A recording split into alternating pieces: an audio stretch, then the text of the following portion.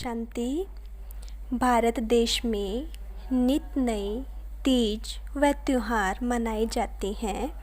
इसी कड़ी में सावन मास की शुक्ल तृतीया को हरियाली तीज मनाई जाती है। अतः आप सभी को भी हरियाली तीज की हार्दिक शुभकामनाएं। आज हम सुनेंगे हरियाली तीज का आध्यात्मिक रहस्य।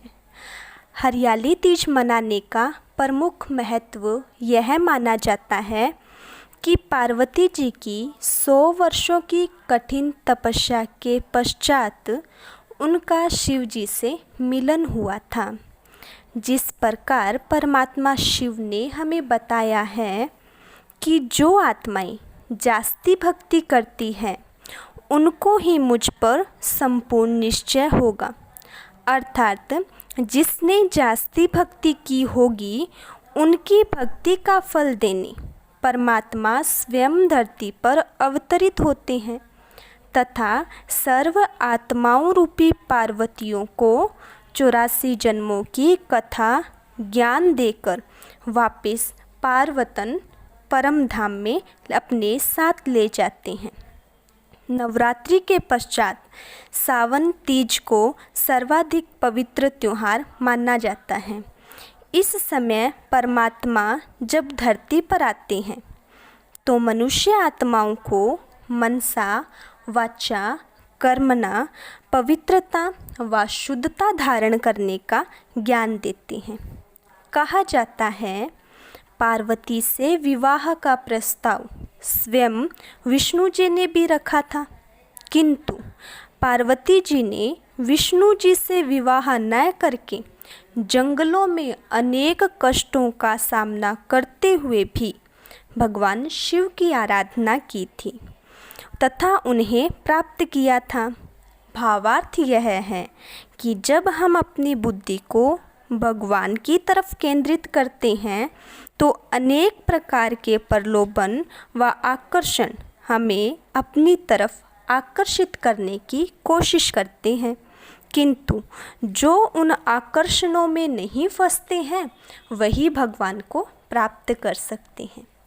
सावन तीज इसे हरियाली तीज के नाम से भी जाना जाता है क्योंकि इस समय चारों तरफ प्रकृति हरी भरी होती है जिसे देखकर मन भी प्रफुल्लित हो जाता है।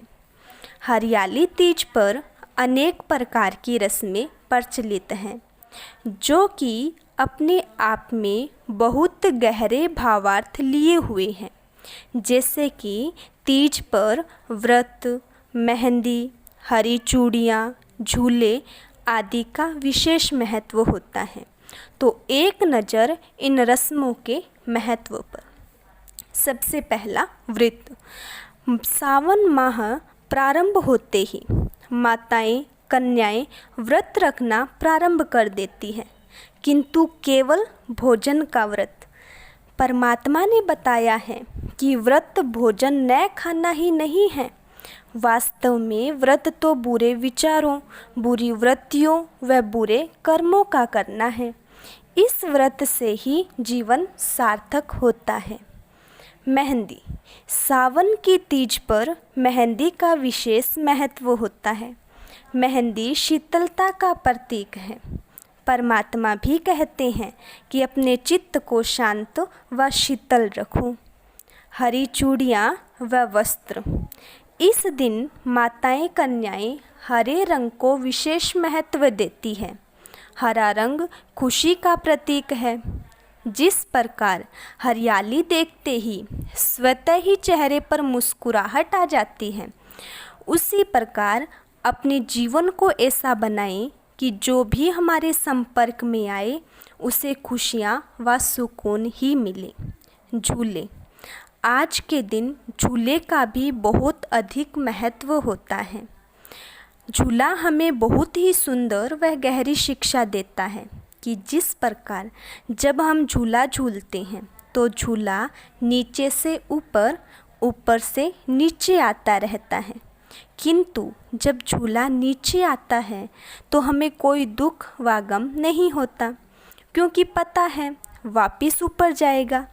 इसी प्रकार हमारे जीवन में भी अनेक परिस्थितियाँ व अनेक प्रकार के उतार चढ़ाव आते रहते हैं, किंतु जब भी कोई परिस्थिति आए तो निराश नहीं होना, बल्कि इस आशा के साथ खुशी में रहें कि यह परिस्थिति व वक्त भी चला जाएगा।